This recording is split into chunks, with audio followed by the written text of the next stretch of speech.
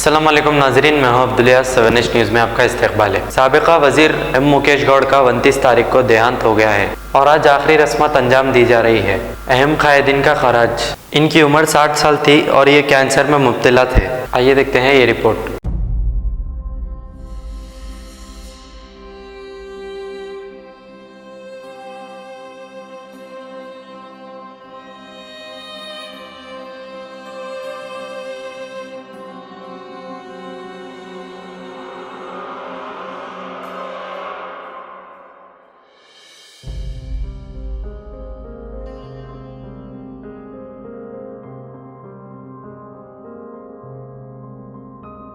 अब A1 township Chevella और मोइनाबाद के दरमियान मेन रोड से 1.3 किलोमीटर आबादी से लगा हुआ तमाम डेवलपमेंट के साथ जहां आप अपना घर बना के रह सकते हैं, जो है बिल्कुल बिल्कुल बिल्कुल आबादी से लगा हुआ। 4 लाख में 100 गज का plot, drainage, electricity, footpath, BT road, college, bus stop जैसी तमाम सहूलियतें दस्तयाब हैं।